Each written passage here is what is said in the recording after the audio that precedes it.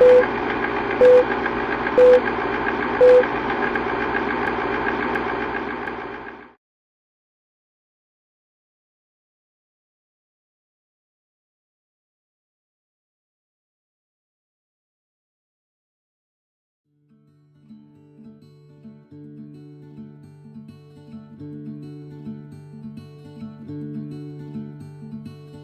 goes without saying that sex has been a vital component of human existence since the species began. However, talking responsibly about the topic and teaching healthy information to the next generation has not always been easy, and it's not something that has been embarked upon by those who lack courage.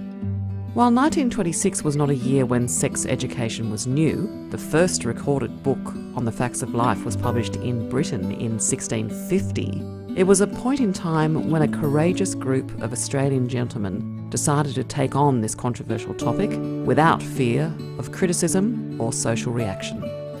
The forefathers of Interrelate, founders of the father and son welfare movement, were concerned because they knew that there were many young boys in Australia growing up without a strong male role model in their homes. The First World War of the previous decade had decimated the Australian male population. It still remains the most costly conflict of our history in terms of deaths and casualties. Our entire population was less than 5 million, and more than 400,000 men enlisted. A devastating number of 60,000 died in the battlefields, and 156,000 were wounded, gassed, or taken prisoner. Many of the wounded died very soon afterwards. The father and son welfare movement stepped up, as there was a feeling that it was their duty to tackle the sensitive issue of guiding young fatherless men to manhood. The resulting relationship education that was devised at that time, and has continually evolved over time, has been an important contribution to Australia's social history. It was an early foundation upon which the country's social services sector has built throughout the 20th century. The Great Depression was a strong influencing factor for father and son when it made the decision to expand in 1934 to form Mother and Daughter Incorporated. This was a year when Australia recorded its lowest ever crude birth rate. Financial pressures and massive unemployment meant that families were unable to feed more tiny mouths. Subsequently, an interest in educating girls to find ways of avoiding pregnancy were in demand. The 1920s had seen the introduction of the first important female-controlled method of contraception, the diaphragm, and the lowering of the birth rate suggests it was put to use by a significant number of women in the population. Running counter to this technological advance, there was also a landmark religious announcement in 1930 which affected 20% of the Australian population, the practising Roman Catholics. The Vatican decreed that periodic abstinence was the only allowed form of contraception.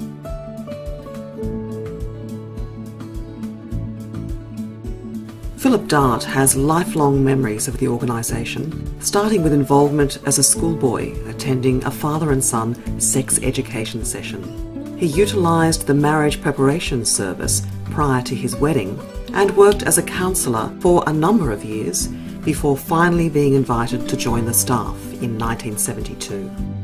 He says the calibre of the 4 men who started the father and son movement back in 1926 was vastly impressive. And they were fairly key people in the community. One was the Minister for Health, another one was the Professor of Tropical Medicine at the University of Sydney, another one was a leading cleric, Canon Hammond, and the other guy was a retired school headmaster, Percy Kenny. And they put together all their own knowledge and resources. Philip says the forefathers had no intention of undermining a parent's role in the education of their children. They sought to support them, not to supplant them, because their work on enhancing and improving relationships was foundational and was all about the family.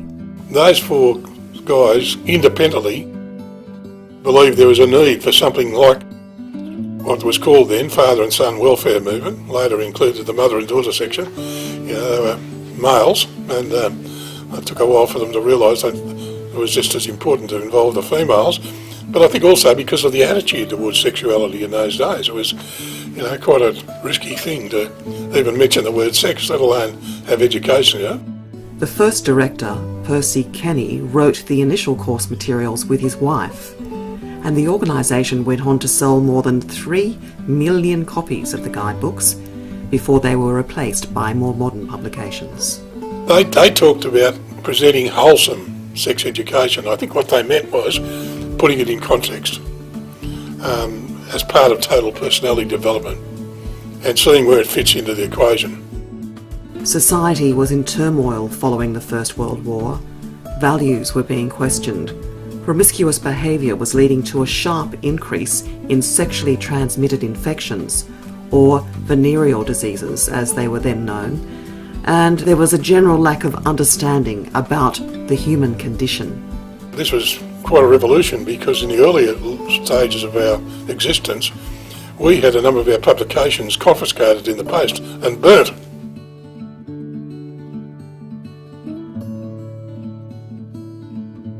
In 1973, the Federal Council of Family Life was established, which today equates to the Interrelate Board of Management.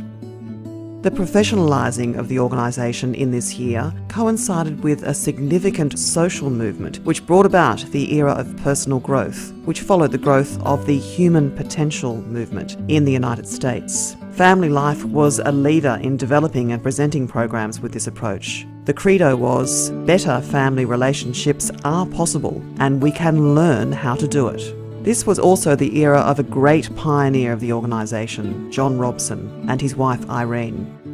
We see John Robson especially as a man ahead of his time. His special contribution to me was encouragement. He worked very fearlessly and tirelessly to put forward the message. He somehow always made me feel that I had something special to offer, and I think he did that with everybody. We don't seem to have people these days who can be like him, who can be sort of upfront, who can give a lead, who can be an entrepreneur, if you like, in this particular field of marriage counselling and so forth. John Robson devised the pipeline model. John's vision saw Family Life being available as a resource to families and individuals at a number of critical times in their lives. As a result, services were envisaged and created in the spaces of pre-marriage, post-wedding, within marriage, parenting, sex education, and sex therapy. People were still very embarrassed by sex, I think. Now you can hardly get away from it. And in one sense, that's good. In 1975, the Family Law Act was introduced. This act revolutionised the family law system due to the complete removal of all grounds for divorce, apart from irretrievable breakdown. This concept of no-fault divorce was meant to make divorce more accessible and simplify court proceedings by removing the grounds of divorce as a contestable matter.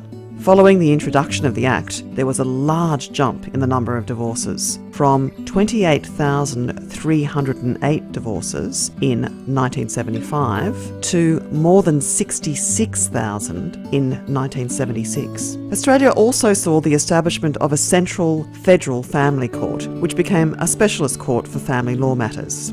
This increase in the divorce rate saw a heightened emphasis on trying to protect marriage as a constitution, and Family Life's reputation as experts in this field set the scene for a large growth in services of great value to society in marriage education, marriage enrichment, and couples counselling.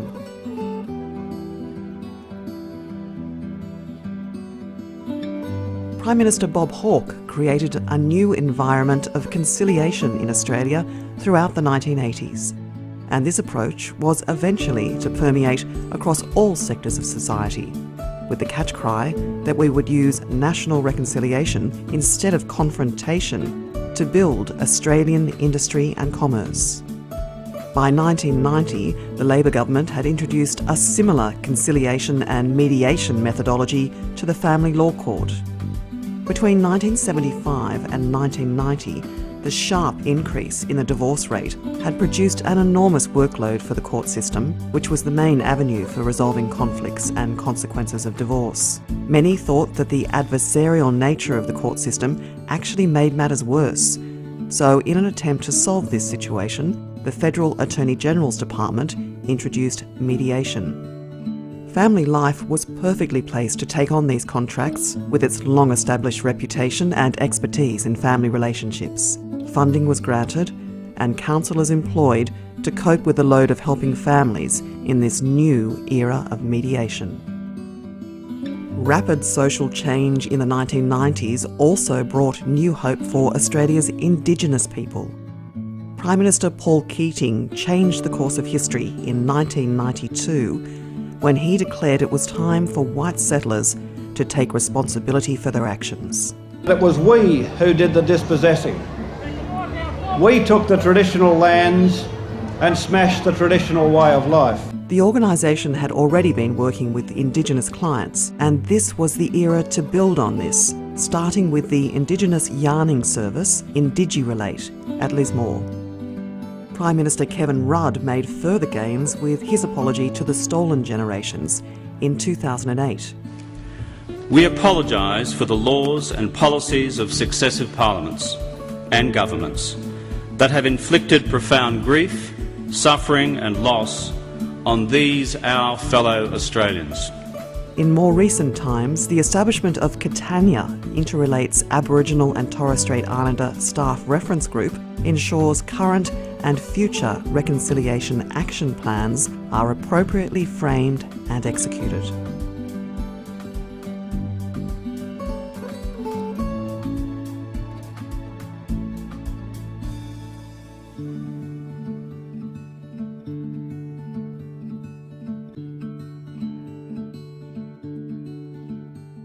Children became much more prominent in the divorce equation in Australia in the late 1990s. Again, through changes to federal government legislation. A 1996 amendment to the Family Law Act of 1975 set out a number of guiding principles, including the right of a child to have regular contact with both parents, except where it would be contrary to a child's best interests. In summary, children have the right to know and be cared for by both their parents, regardless of whether their parents are married, separated, have never married, or have never lived together. And children have a right of contact on a regular basis with both their parents and with other people significant to their care, welfare, and development. However, this was acknowledged that it would not always be smooth sailing and that some assistance would be needed for particular families, and so the Children's Contact Centres were born. Again, Interrelate was seen by government to be well placed to provide such expert services, and funding was provided to carry out this work.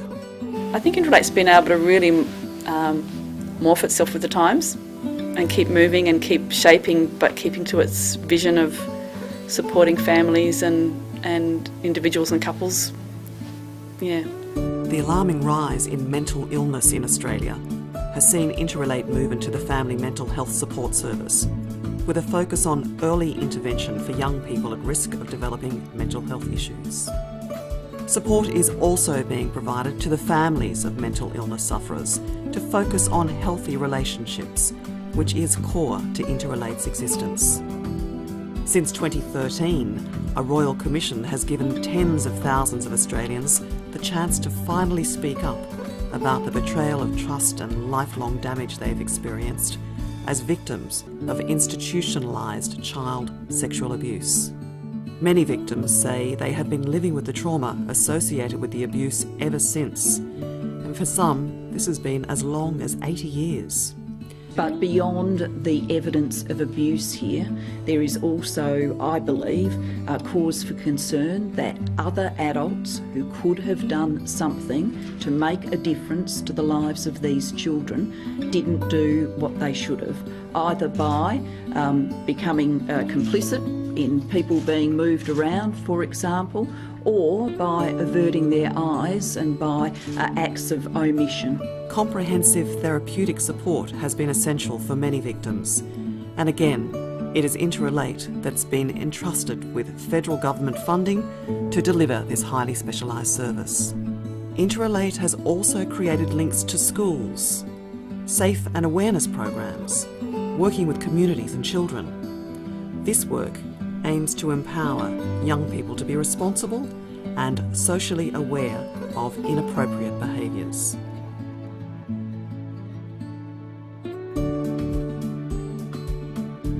The digital technology revolution we have experienced in the new millennium is, in many ways, purely business as usual for Interrelate. Since its beginnings, the movement has always been focused on ways of innovating. From publishing books in the 1930s to creating multimedia materials such as LPs, films and audio cassettes, there has never been a culture of shying away from or denying the future. Interrelate has continuously modernised its ways of communicating with clients. Resources are becoming increasingly sophisticated, with school services material transforming from this to this.